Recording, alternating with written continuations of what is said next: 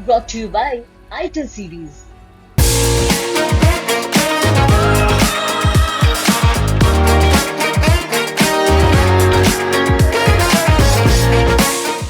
Samajwadi party और अखिलेश जी के साथ राजनीतिक हमारे संबंध तो हैं ही, लेकिन उसके अलावा निजी संबंध भी हैं।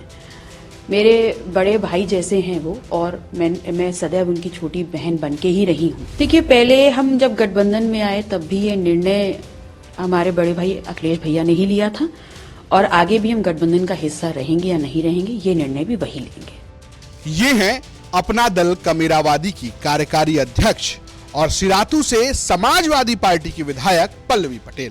बीते दिनों राज्यसभा चुनाव को लेकर इन्होंने खूब तेवर दिखाए।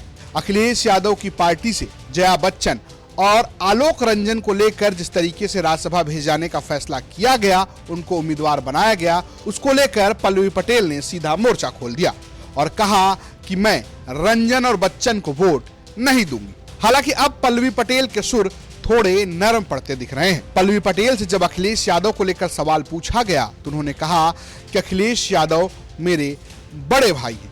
यही नहीं, उन्होंने ये भी कहा कि गठबंधन का फैसला बड़े भैया अखिलेश यादव ने लिया था और आगे भी वही लेंगे। हालांकि पल्लवी पटेल इस बात पर डटी हुई हैं कि वो राज्यसभा चुनाव में रंजन और बच्चन को वोट नहीं देंगे। आज जब अखिलेश यादव से सवाल पूछा गया तो उन्होंने कहा कि पीडीए की लड़ाई को मजबूत करना है और सभी सहयोगी दलों की ये जिम्मेदारी है। किस तरह से उनके बयान को देखती हैं, क्योंकि उन्होंने कल एक दो और बयान भी दिए थे। देखिए, मैं पटेल हूं, पल्लवी पटेल। धोखा, छल, छलावा ये सब हमारे खून में नहीं है। समाजवादी पार्टी और अखिलेश जी के साथ राजनीतिक हमारे संबंध तो हैं ही, लेकिन उसके अलावा निजी संबंध भी हैं। मेरे बड़े भाई जैसे हैं वो, और मैं सदैव उनकी छोटी बहन बन के ही रही हूँ। और मेरे ऐसे संस्कार हैं कि मेरा जो उनके प्रति मर्यादा है उसका उल्लंघन मैं नहीं कर सकती। लेकिन ये बड़ी विनम्रता पूर्वक जरूर कहना चाहूंगी कि धोखा, छलावा इन सब शब्दों से बचना चाहिए।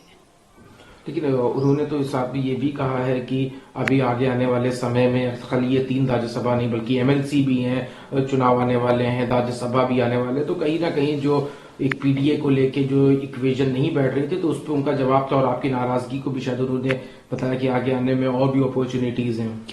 देखिए, आगे एमएलसी है, राज्यसभा है, ये मेरा सरोकार नहीं है।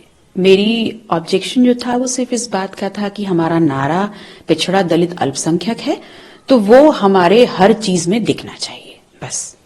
कई लोगों का चाहती थी, उनको जगह नहीं दी गई, जिस वजह से ऐसा है।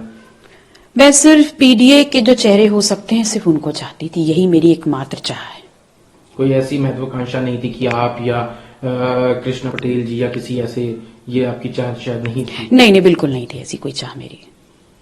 आपने एक और, आप जब उनसे पूछा गया राष्ट्रीय महासचिव राम गोपाल यादव से आपके बारे में, तो उन्होंने कहा जिसको वोट देना है दे, ना देना है ना दें, और अगर कोई नहीं देता है तो गिनती होती है और फिर उसके बाद सदस्यता भी चली जाती है। तो कहीं ना कहीं एक एक्शन की भी बात सामने नजर आई है उनके बयान में।